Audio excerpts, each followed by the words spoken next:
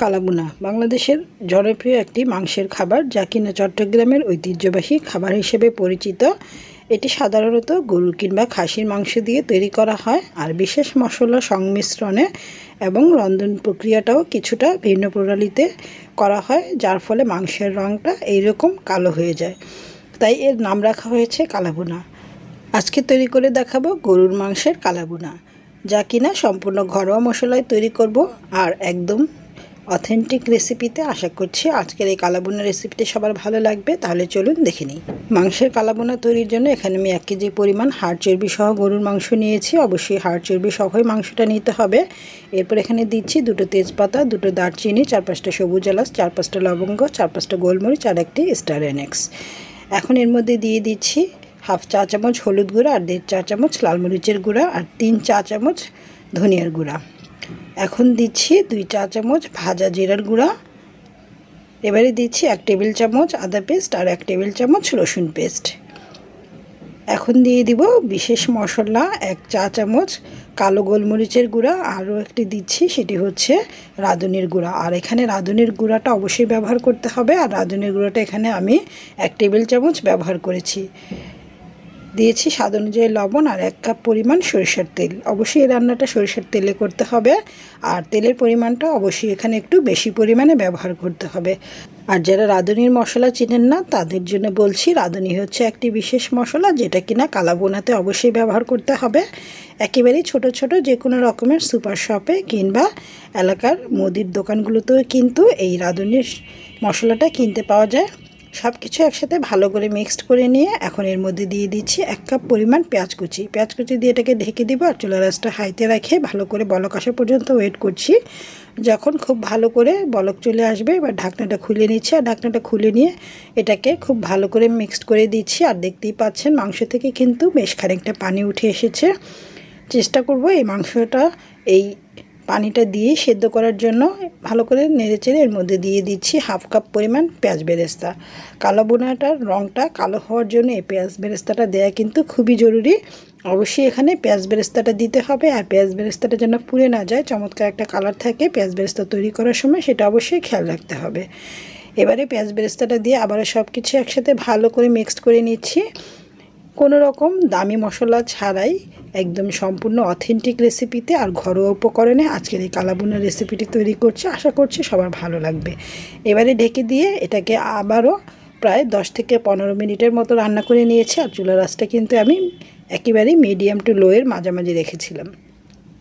এবারে ঢাকনাটা খুলে দিয়ে নেড়ে দিচ্ছি আর দেখতেই পাচ্ছেন মাংসটা কিন্তু একদম মাখা মাখা হয়ে গিয়েছে, কোনো রকমের পানি নেই। আর আমার মাংসটা কিন্তু এখনও সেদ্ধ হয়নি, তাই এর মধ্যে আমি পানি অ্যাড করব। আর অবশ্যই এখানে গরম পানি ব্যবহার করতে হবে। দিচ্ছি 1/2 কাপ পরিমাণ ফুটন্ত গরম পানি। আর একবারে অনেক বেশি পানি দেওয়া যাবে না, প্রয়োজনে অল্প অল্প করে পানিটা অ্যাড করতে হবে।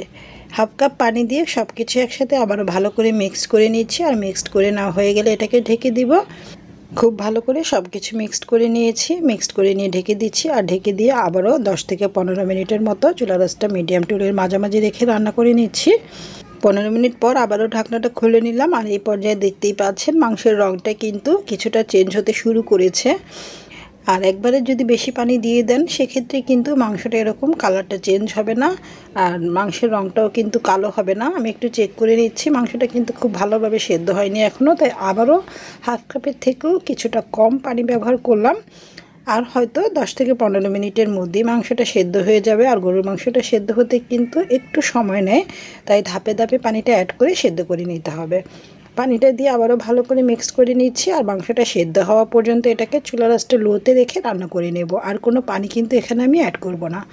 আবারও প্রায় 15-20 মিনিটের মতো এটাকে রান্না করে নিয়েছি। আর এই পর্যায়ে রঙটা কিন্তু আরও চেঞ্জ হয়ে এসেছে, দেখতেই পাচ্ছেন। আর মাংসটাও কিন্তু খুব সুন্দরভাবে সেদ্ধ হয়ে গিয়েছে। মাংসের রঙটা কিন্তু কালো হতে শুরু করেছে। এটাকে একপাশে চুলাতে রেখে দিচ্ছি। এবার অন্য একটি প্যানে দিচ্ছি 1/4 কাপ সরিষার তেল। আরও দিয়ে দিচ্ছি বড় সাইজের 3-4টা পেঁয়াজ। পাপড়িগুলোকে আলাদা করে নিয়েছি, জাস্ট 4 টুকরো করে পাপড়িগুলোকে আলাদা করে নিয়েছি। কালাবোনা তৈরির ক্ষেত্রে এই শেষের স্টেপটা কিন্তু মোস্ট ইম্পর্ট্যান্ট। এরপর এর মধ্যে দিলাম দুটো কাঁচামরিচ, আপনারা চাইলে এখানে কাঁচামরিচের পরিবর্তে শুকনো মরিচটাও ব্যবহার করতে পারেন। এতে করে সুন্দর একটা ফ্লেভার ছড়াবে। আর প্রায় 2-3 মিনিটের মতো পেঁয়াজটাকে জাল করে নিয়েছি। দেখতেই পাচ্ছেন পেঁয়াজটা কিছুটা সফট হয়ে গিয়েছে, তখনই এই ফোড়নটা আমি মাংসের মধ্যে দিয়ে দিলাম। এই ফোড়নটা কিন্তু অবশ্যই দিতে হবে। এই ফোড়নটা দেওয়ার ফলে কালাবুনার রঙটা কিন্তু আরও চেঞ্জ হবে আর চমৎকার একটা ফ্লেভারও পাওয়া যাবে। ফোড়নটা দেওয়ার সাথে সাথেই কিন্তু এটাকে ঢেকে দিতে হবে, আর ঢেকে দিয়ে 5 মিনিটের মতো ওয়েট করব। ফিরে আসছি 5 মিনিট পর। 5 মিনিট পর ঢাকনাটা খুলে নিচ্ছি, আর চারপাশে অ্যারোমাটা ছড়িয়ে গিয়েছে। আর দেখতেই পাচ্ছেন কালাবুনার রং কিন্তু কালো হতে শুরু করেছে, একেবারেই কালো হয়ে যাচ্ছে। দেখতেই পাচ্ছেন কোনো রকম দামি মশলা ছাড়াই এখানে জাস্ট 3-4টি উপকরণ যেগুলো আমাদের ঘরে সবসময় থাকে, সেগুলো হচ্ছে রাঁধুনির গুঁড়া, কালো গোলমরিচের গুঁড়া, পেঁয়াজ বেরেস্তা।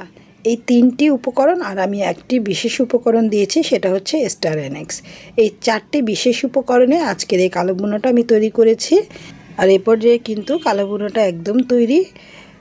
5 মিনিট দমে রাখার পর আরও 5-7 মিনিট চুলা আঁচটা একেবারে লোতে রেখে এটাকে জাল করে নিয়েছি, যার ফলে এই মাংসটা আরও বেশি কালো হয়ে গিয়েছে। একদম পারফেক্ট কালো বুনা তৈরি হয়েছে। ব্যাস তৈরি হয়ে গেল অথেন্টিক রেসিপিতে চট্টগ্রামের ঐতিহ্যবাহী কালাবুনা। রেস্টুরেন্টে অনেক দাম দিয়ে কালোবুনা না খেয়ে বাসায় তৈরি করে নিতে পারেন আজকের রেসিপিতে সম্পূর্ণ ঘরোয়া উপকরণে স্বাস্থ্যকর উপায়ে। আর এই কালোবুনাটা রুটি, নান, পরোটা কিংবা প্লেন পোলাওর সাথে পরিবেশন করতে পারেন, খেতে ভীষণ মজাদার। আজকে আমি এটা পরিবেশন করছি ঝরঝরে প্লেন পোলাওয়ের সাথে, তবে আপনারা আপনাদের পছন্দ মতো যে কোনো কিছু দিয়ে পরিবেশন করতে পারেন, খেতে কিন্তু ভীষণ মজাদার। আশা করছি আজকের রেসিপিটি সবার ভালো লেগেছে। আর রেসিপি ভালো লাগলে চ্যানেলটি সাবস্ক্রাইব করে রাখুন। সবাইকে ধন্যবাদ জানিয়ে আজকের মতো এখানেই বিদায় নিচ্ছি। সবাই ভালো থাকুন, সুস্থ থাকুন। আল্লাহ হাফিজ।